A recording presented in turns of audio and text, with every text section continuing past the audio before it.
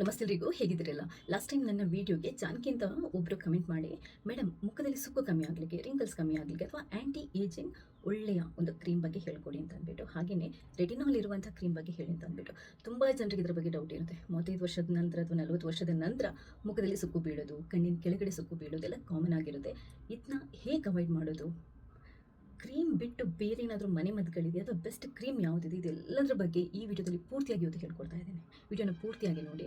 ಅದಕ್ಕಿಂತ ಮುಂಚೆ ನೀವೇನಾದರೂ ನನ್ನ ಚಾನೆಲ್ನ ಫಸ್ಟ್ ಟೈಮ್ ನೋಡ್ತಾ ಇದ್ದರೆ ದಯವಿಟ್ಟು ಸಬ್ಸ್ಕ್ರೈಬ್ ಆಗಿ. ಇದು ನನ್ನ ಹೊಸ ಬ್ಯೂಟಿ ಟಿಪ್ಸ್ ಮತ್ತು ಸ್ಕಿನ್ ಕೇರ್ ಟಿಪ್ಸಿಗೆ ಅಥವಾ ಹೇರ್ ಕೇರ್ಗೆ ಇರುವಂತಹ ಚಾನೆಲ್. ಇದರಲ್ಲಿ ನಾನು hair care, skin care, beauty care ಬಗ್ಗೆ ತುಂಬ ರಿಸರ್ಚ್ ಮಾಡಿ ವಿಡಿಯೋಗಳನ್ನು ಹಾಕ್ತಾ ಇರ್ತೇನೆ. ಯಾವುದಾದ್ರೂ ಕಮೆಂಟ್ಸ್ ಇದ್ದರೆ ಅದಕ್ಕೂ ಕೂಡ ನಾನು ತುಂಬ ರಿಸರ್ಚ್ ಮಾಡಿ ನಾನು ಉತ್ತರನ ಹೇಳ್ತಾ ಇರ್ತೇನೆ. ನಿಮಗೆ ಇದರಿಂದ ತುಂಬ ಉಪಯೋಗ ಆಗ್ಬೋದು.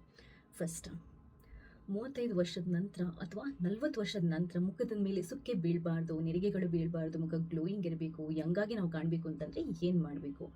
ಜಾಸ್ತಿ ಏನು ಕಷ್ಟಪಡಬೇಕಾಗಿಲ್ಲ. ಸಿಂಪಲ್ ಆಗಿದೆ ಅಲ್ವಾ? ಕೆಲವೊಂದು ಸ್ಕಿನ್ ಕೇರ್ ಟಿಪ್ಸನ್ನು ನಾವು ಪ್ರತಿನಿತ್ಯ ಫಾಲೋ ಮಾಡಿದರೆ ಸಾಕು. ನಾನು ಯಾಕೆ ಪ್ರತಿನಿತ್ಯ ಅನ್ನೋದನ್ನು ಅಂದರೆ ಸ್ಟ್ರೆಸ್ ಮಾಡಿ ಹೇಳ್ತೀನಿ ಅಂತಂದರೆ, ನೀವು ಏನನ್ನಾದರೂ ಮಾಡಿ ಪ್ರತಿನಿತ್ಯ ಮಾಡಿದ್ರಷ್ಟೇ ನಮಗೆ ಅದರ ಅದ್ಭುತ ಲಾಭ ಸಿಗುತ್ತೆ. ನಾವು ಒಂದು ದಿನ ಮಾಡಿ, ಒಂದು ತಿಂಗಳು ಮಾಡಿ, ನೆಕ್ಸ್ಟ್ ಮಾಡಿಲ್ಲದಿದ್ದರೆ ಮತ್ತೆ ಹೊರಗಿನ ಪೊಲ್ಯೂಷನ್ ಇರ್ಬೋದು, ಸೂರ್ಯನ ಬಿಸಿಲಿಗಿರ್ಬೋದು, ನಮ್ಮ ಸ್ಕಿನ್ ಹಾಳಾಗುತ್ತೆ, ನೆರಿಗೆಗಳು ಬೀಳುತ್ತೆ, ಪಿಂಪಲ್ಸ್ ಬೀಳುತ್ತೆ, ರ್ಯಾಷಸ್ ಬೀಳುತ್ತೆ, ಪಿಗ್ಮೆಂಟೇಷನ್ ಅಥವಾ ಬಂಗು ಮಾರ್ಕ್ ಆಗೇ ಆಗುತ್ತೆ. ಸೊ ಇದೆಲ್ಲದನ್ನು ಅವಾಯ್ಡ್ ಮಾಡೋದು ಹೇಗೆ? ಇವತ್ತಿನ ವೀಡಿಯೋದಲ್ಲಿ ನಾನು ಬರೀ ಆ್ಯಂಟಿ ಏಜಿಂಗ್ ಅಥವಾ ಸ್ಕಿನ್ನಲ್ಲಿ, ನಮ್ಮ ಮುಖದಲ್ಲಿ ರಿಂಕಲ್ಸ್ ಕಮ್ಮಿ ಮಾಡೋದಕ್ಕೆ ಏನೆಲ್ಲ ಮಾಡ್ಬೋದು ಅದನ್ನಷ್ಟೇ ನಾನು ಹೇಳ್ತಾ ಇದ್ದೇನೆ. ವಿಡಿಯೋನ ಪೂರ್ತಿಯಾಗಿ ನೋಡಿ. ಫಸ್ಟ್, ತುಂಬ ಚೆನ್ನಾಗಿ ನಿದ್ದೆ ಮಾಡಬೇಕು. ದಿನಕ್ಕೆ 7 ಗಂಟೆ ಆದರೂ ನಿದ್ದೆ ಮಾಡಬೇಕು. ಯಾರು ಚೆನ್ನಾಗಿ ನಿದ್ದೆ ಮಾಡ್ತಾರೋ ಅವರ ಸ್ಕಿನ್ ಬ್ಯೂಟಿಫುಲ್ ಆಗಿರುತ್ತೆ. ದಿನಕ್ಕೊಂದು ಅರ್ಧ ಗಂಟೆ ಎಕ್ಸಸೈಸ್ ಮಾಡಿ, ವಾಕ್ ಮಾಡಿ. ನಮ್ಮ ದೇಹದಿಂದ ಬೆವರು ಹೋದರೆ ಕೂಡ ನಮ್ಮ ಸ್ಕಿನ್ ಡಿಟಾಕ್ಸಿಫೈ ಆಗುತ್ತೆ, ಸ್ಕಿನ್ ಗ್ಲೋ ಬರುತ್ತೆ. ನಾವು ದಿನ ವಾಕ್ ಹೋಗೋದ್ರಿಂದ ವೆಯ್ಟ್ ಕೂಡ ಕಮ್ಮಿ ಆಗ್ತೀವಿ, ಸ್ಕಿನ್ ಫರ್ಮ್ ಆಗುತ್ತೆ, ನಾವು ಯಂಗ್ ಆಗಿ ಕಾಣ್ತೀವಿ.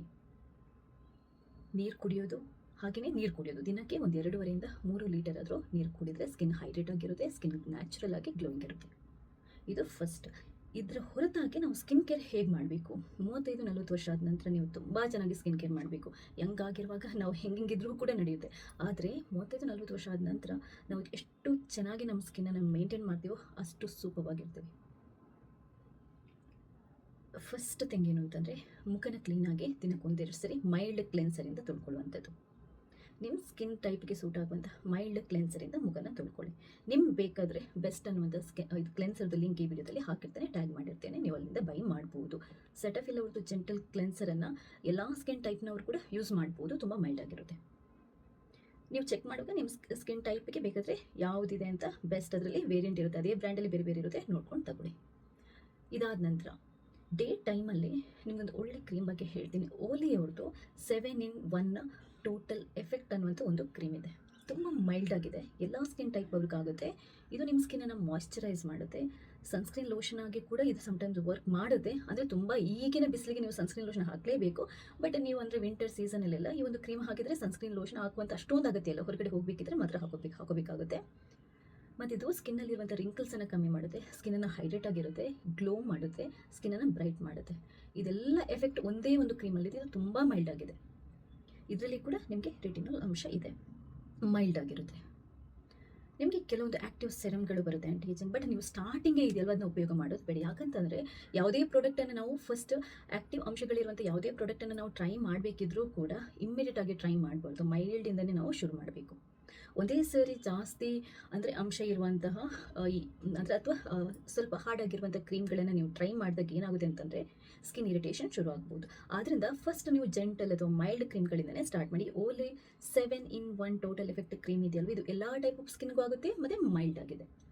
ಇದರದ್ದು ಲಿಂಕ್ ಈ ವಿಡಿಯೋದಲ್ಲಿ ಹಾಕಿರ್ತೇನೆ ಅಥವಾ ಪ್ರಾಡಕ್ಟನ್ನು ಟ್ಯಾಗ್ ಮಾಡಿರ್ತೇನೆ, ನೀವು ಬೈ ಮಾಡ್ಬೋದು.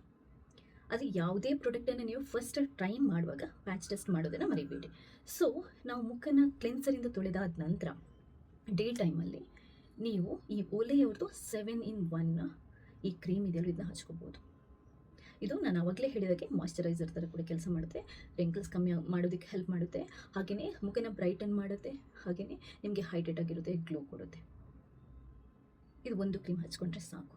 ಇದಾದ ನಂತರ ನೀವು ಈಗ ಸಮ್ಮರ್ ಟೈಮಲ್ಲಿ ಮಾತ್ರ ಇದರ ಮೇಲೆ ನೀವು ಸನ್ಸ್ಕ್ರೀನ್ ಲೋಷನ್ ಹಚ್ಚಲೇಬೇಕು. ಇದರಲ್ಲಿ ಮೈಲ್ಡ್ ಆಗಿ ಸನ್ಸ್ಕ್ರೀನ್ ಲೋಷನ್ ಅಂಶ ಇದ್ದರೂ ಕೂಡ ಈಗ ಇರುವ ಈ ಬಿಸಿಲಿಗೆ ಇದೆಯಲ್ವ, ನೀವು ಸನ್ಸ್ಕ್ರೀನ್ ಲೋಷನ್ ಹಚ್ಕೊಳ್ಳೋದೇ ಹೊರಗಡೆ ಹೋದರೆ ನಿಮ್ಮ ಸ್ಕಿನ್ ಡ್ಯಾಮೇಜ್ ಆಗುತ್ತೆ. ಅದು ಕಂಪಲ್ಸರಿ.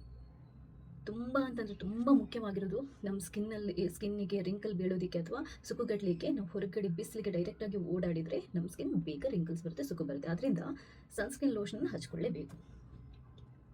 ಇನ್ನು ರಾತ್ರಿ ಕೂಡ ನೀವು ಮಲಗೋಕ್ಕಿಂತ ಮುಂಚೆ ಕ್ಲೀನಾಗಿ ಒಂದ್ಸರಿ ಮೈಲ್ಡ್ ಆಗಿರುವಂಥ ಜೆಂಟಲ್ ಕ್ಲೆನ್ಸರಿಂದ ಮುಖನ ತೊಳ್ಕೊಂಡು ಮೈಲ್ಡ್ ಆಗಿರುವಂಥ ಮಾಯ್ಶ್ಚರೈಸರನ್ನು ಹಚ್ಕೊಂಡು ಮಲ್ಕೊಳ್ಳಿ.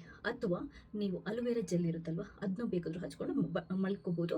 ಅಲೋವೆರಾ ಜೆಲ್ ಆದಷ್ಟು ಪ್ಯೂರ್ ಆಗಿರೋದನ್ನೇ ಬಳಸಿ. ವೈಟ್ ಕಲರಲ್ಲಿ ಬರುತ್ತೆ, ಅಂದರೆ ಬಿಳಿ ಕಲರಲ್ಲಿ ಬರುತ್ತೆ, ಅದನ್ನೇ ಉಪಯೋಗಿಸಿ. ಕಲರ್ ಇರೋದು ಅಥವಾ ಆಲ್ಕೋಹಾಲ್ ಅಂಶ ಇರೋದು ಇದನ್ನೆಲ್ಲ ಬಳಸಿಬಿಡಿ. ಪ್ಯೂರ್ ಆಗಿರುವಂಥ ಒಳ್ಳೆ ಕ್ವಾಲಿಟಿ ಅಲೋವೆರಾ ಜೆಲ್ಲನ್ನೇ ಬಳಸಿ. ಯಾಕಂತಂದರೆ ನಿಮಗೆ ಕಲರ್ ಬೆರಕೆ ಇದ್ದರೆ ಅಷ್ಟೇ ನಿಮ್ಮ ಸ್ಕಿನ್ಗೆ ಇರಿಟೇಷನ್ ಆಗುತ್ತೆ ಹೊರತು ಪ್ಯೂರ್ ಆಗಿರುವಂಥ ಅಲೋವೆರಾ ಜೆಲ್ಲಿಂದ ಏನೂ ಪ್ರಾಬ್ಲಮ್ ಆಗಲ್ಲ. ಕೆಲವರು ಅಲೋವೆರಾ ಜೆಲ್ ಬಳಸಿದರೆ ಸ್ಕಿನ್ ಕಪ್ಪಾಗುತ್ತೆ ಅಂತೆಲ್ಲ ಹೇಳ್ತಾರೆ, ಅದು ತಪ್ಪು. ಪ್ಯೂರ್ ಆಗಿರುವಂಥ ಅಲೋವೆರಾ ಜೆಲ್ಲನ್ನು ಬಳಸೋದ್ರಿಂದ ಏನೂ ಪ್ರಾಬ್ಲಮ್ ಆಗಲ್ಲ. ಅಲೋವೆರಾ ಜೆಲ್ಲನ್ನು ಹಚ್ಕೊಂಡು ಬೇಕಾದರೂ ನೀವು ಮಲ್ಕೋಬೋದು, ಬೆಳಗ್ಗೆನೇ ತೊಳ್ಕೊಂಡ್ರೆ ಸಾಕು. ಅಲೋವೆರಾ ಜೆಲ್ ಮುಖದ ಸುಕ್ಕನ್ನು ಕಮ್ಮಿ ಮಾಡಲಿಕ್ಕೆ ತುಂಬ ಒಳ್ಳೆಯ ಕಾರ್ಯನ, ಅಂದರೆ ತುಂಬ ಒಳ್ಳೆಯ ಕೆಲಸ ಮಾಡುತ್ತೆ. ದಿ ಬೆಸ್ಟ್ ಅಂತಲೇ ಹೇಳ್ಬೋದು. ಈಗ ನಿಮ್ಗೆ ಇದರದ್ದು ಒಂದು ಫೇಸ್ ಪ್ಯಾಕನ್ನು ಕೂಡ ಹೇಳ್ತೇನೆ. ನೀವು ಡೈಲಿ ಒಂದ್ಸರಿ ಓಲಿ ಟೋಟಲ್ ಎಫೆಕ್ಟ್ ನಾನು ಕ್ರೀಮ್ ಹೇಳಿದ್ದನ್ನು ಹಚ್ಕೊಳ್ಳಿ. ಬೆಳಗ್ಗೆ ಆದರೂ ಹಚ್ಕೊಳ್ಳಿ, ರಾತ್ರಿ ಆದರೂ ಹಚ್ಕೊಳ್ಳಿ. ನೀವು ಬೆಳಗ್ಗೆ ಟೈಮಲ್ಲಿ ಹಚ್ಕೊಳ್ಳಲ್ಲ ಅಂತ ಅಂದರೆ ಅಟ್ಲೀಸ್ಟ್ ಮಾಯ್ಶ್ಚರೈಸರನ್ನು ಹಚ್ಚಿ ಸನ್ಸ್ಕ್ರೀನ್ ಲೋಷನ್ ಹಚ್ಕೊಳ್ಳೇಬೇಕು. ಬೆಳಗಿನ ಟೈಮಲ್ಲಿ ಹಚ್ತೀರಾ ಅಂತಂದರೆ ಮುಖ ತೊಳೆದು ಈ ಕ್ರೀಮನ್ನು ಹಚ್ಚಿ ಸನ್ಸ್ಕ್ರೀನ್ ಲೋಷನ್ ಹಚ್ಚಿ, ರಾತ್ರಿ ನೀವು ಮುಖ ತೊಳೆದು ಯಾವುದಾದ್ರೂ ಒಳ್ಳೆಯ ಮಾಯ್ಶ್ಚರೈಸರ್ ಅದು ಅಲೋವೆರಾ ಜೆಲ್ಲನ್ನು ಹಚ್ಚಿದ್ದು ತುಂಬ ಸಿಂಪಲ್ ಆಗಿರುವಂಥದ್ದು. ಈ ಕ್ರೀಮ್ ಹಚ್ಚಿದ್ರು ಮಾಯ್ಶ್ಚರೈಸರ್ ಹಚ್ಚಲೇಬೇಕಂತ ಕೇಳಿದ್ರೆ ಖಂಡಿತವಾಗ್ಲೂ ಹೌದು. ಮಾಯ್ಶ್ಚರೈಸರ್ ಮತ್ತು ನಿಮಗೆ ಸನ್ಸ್ಕ್ರೀನ್ ಲೋಷನ್ ಇದೆ ಅಲ್ವ, ಇದು ಬೇಸಿಕ್ಸ್, ಇದು ಸ್ಕಿನ್ದು ಬೇಸಿಕ್ಸ್. ಮಾಯ್ಶ್ಚರೈಸರ್ ಏನಂತಂದರೆ ನಮ್ಮ ಸ್ಕಿನ್ನನ್ನು ಗ್ಲೋ ಮಾಡಲಿಕ್ಕೆ, ಬೇಗ ರಿಂಕಲ್ಸ್ ಬೀಳದಂತೆ ತಡೆಗಟ್ಟೋದಕ್ಕೆ ಇದು ಉತ್ತಮವಾಗಿ ಕಾರ್ಯನಿರ್ವಹಿಸ್ತದೆ. ಯಾಕಂತಂದರೆ ಸ್ಕಿನ್ ಡ್ರೈ ಆದರೆ ಬೇಗ ಸುಕ್ಕುಗಟ್ಟುತ್ತೆ. ಸ್ಕಿನ್ ಮಾಯ್ಶ್ಚರೈಸ್ಡ್ ಆಗಿದ್ದರೆ ನಿಮ್ಮದು ಬೇಗ ಸುಕ್ಕುಗಟ್ಟಲ್ಲ. ಅದರ ಹೊರತಾಗಿ ನಾನು ಹೇಳಿರೋಂಥ ಕ್ರೀಮ್ ಇದೆಯಲ್ವ, ಅದು ನಿಮ್ಮ ಮುಖದಲ್ಲಿ ಸುಕ್ಕು ಬೇಗ ಬರದಾಗೆ ತಡೆಯುತ್ತೆ. ಅದು ಆ್ಯಕ್ಟಿವ್ ಅಂಶ ಇರುವಂಥ ಕ್ರೀಮ್. ಮಾಯ್ಶ್ಚರೈಸರ್ ಮತ್ತು ಸನ್ಸ್ಕ್ರೀನ್ ಬೇಸಿಕ್, ಅರ್ಥ ಆಯ್ತಾ? ಸೊ ನೀವು ಮಾಯ್ಶ್ಚರೈಸರ್ ಮತ್ತು ಸನ್ಸ್ಕ್ರೀನನ್ನು ಡೇ ಟೈಮಲ್ಲೂ ತಪ್ಪಿಸುವಂಗಿಲ್ಲ, ರಾತ್ರಿ ಟೈಮಲ್ಲೂ ತಪ್ಪಿಸುವಂಗಿಲ್ಲ. ನಾನು ಹೇಳಿದ ಮೆಥಡನ್ನು ನೀವು ರೆಗ್ಯುಲರ್ ಆಗಿ ಫಾಲೋ ಮಾಡಿ. ಇದ್ರ ಜೊತೆಗೆ ಆವಾಗ ಅಂದರೆ ವಾರಕ್ಕೊಂದು 3 ರಿಂದ 4 ಸರಿ ಸ್ವಲ್ಪ ಅಲೋವೆರಾ ಜೆಲ್ಲಿಗೆ ಒಂದು ಸ್ವಲ್ಪ ಜೇನುತುಪ್ಪ ಮತ್ತು 1-2 ಡ್ರಾಪ್ ಬಾದಾಮಿ ಎಣ್ಣೆನ ಸೇರಿಸಿ ಕಲಸಿ ಕ್ಲೀನಾಗಿ ಮುಖಕ್ಕೆ ಮಾಸ್ಕ್ ಥರ ಹಚ್ಚಿಬಿಟ್ಟು ಒಂದು 10 ರಿಂದ 15 ನಿಮಿಷ ಬಿಟ್ಟು ತೊಳೆಯಿರಿ. ಇದು ಕೂಡ ನ್ಯಾಚುರಲ್ ಆಗಿ ಮುಖದಲ್ಲಿ ರಿಂಕಲ್ಸ್ ಬೀಳೋದಕ್ಕೆ ಶುರುವಾಗಿದ್ದಿದ್ರೆ ಅದನ್ನ ಕಮ್ಮಿ ಮಾಡುತ್ತೆ, ನೆರಿಗೆಗಳು ಬರೋದು ಕಮ್ಮಿ ಮಾಡುತ್ತೆ, ಸ್ಕಿನ್ನನ್ನು ಫರ್ಮ್ ಮಾಡುತ್ತೆ, ಟೈಟನ್ ಮಾಡುತ್ತೆ, ಯಂಗ್ ಆಗಿರೋ ಥರ ಮಾಡುತ್ತೆ, ಗ್ಲೋಗೆ ಕೂಡ ತುಂಬ ಒಳ್ಳೆಯದು. 35 ಅಥವಾ 40 ವರ್ಷ ಆದ ನಂತರ ಈ ಟಿಪ್ಸನ್ನು ನೀವು ರೆಗ್ಯುಲರ್ ಆಗಿ ಫಾಲೋ ಮಾಡ್ತಾ ಇದ್ರೆ ನಿಮ್ಮ ಸ್ಕಿನ್ ತುಂಬ ಸೂಪವಾಗಿರುತ್ತೆ. ಬೇಗ ರಿಂಕಲ್ಸು ಬರಲ್ಲ. ರಿಂಕಲ್ಸ್ ಸುಕ್ಕು ಬೀಳ್ತಾ ಇದ್ರೂ ಕೂಡ ಅದೊಂದು ಸ್ವಲ್ಪ ನಿಮಗೆ ಕಮ್ಮಿ ಆಗ್ತಾ ಹೋಗುತ್ತೆ. ಸ್ಕಿನ್ ಫರ್ಮ್ ಆಗಲಿಕ್ಕೆ ಶುರುವಾಗುತ್ತೆ, ಸ್ಕಿನ್ ಟೈಟ್ ಆಗಲಿಕ್ಕೆ ಶುರುವಾಗುತ್ತೆ, ಗ್ಲೋ ಆಗುತ್ತೆ, ನ್ಯಾಚುರಲ್ ಆಗಿ ನೀವು ಬ್ಯೂಟಿಫುಲ್ ಆಗಿ ಕಾಣ್ತೀರಾ. ಆದರೆ ಈ ಸ್ಕಿನ್ ಕೇರನ್ನು ನೀವು ಮಾಡಲೇಬೇಕು. 30 ವರ್ಷದ ನಂತರ ನಾನು ಮತ್ತೆ ಹೇಳ್ತಾ ಇದ್ದೀನಿ, ನೀಟಾಗಿ ಸ್ಕಿನ್ ಕೇರ್ ಮಾಡಿದರೆ ನೀವು ತುಂಬ ಬ್ಯೂಟಿಫುಲ್ ಆಗಿರ್ತೀರಾ. ಏನನ್ನಾದರೂ ಹೊರಗಡೆಯಿಂದ ತಂದು ಟ್ರೈ ಮಾಡೋಕ್ಕಿಂತ ಮುಂಚೆ ಒಂದ್ಸರಿ ಪ್ಯಾಚ್ ಟೆಸ್ಟ್ ಮಾಡ್ಕೊಳ್ಳಿ. ಸೊ ಈ ವಿಡಿಯೋ ಇಷ್ಟ ಆದರೆ ಲೈಕ್ ಮಾಡಿ, ನೀವು ಮಾತ್ರ ನೋಡೋದಲ್ಲ ಬೇರೆಯವ್ರಿಗೆ ಶೇರ್ ಮಾಡೋದನ್ನು ಮರಿಬೇಡಿ. ಥ್ಯಾಂಕ್ಸ್ ಎಲ್ರಿಗೂ.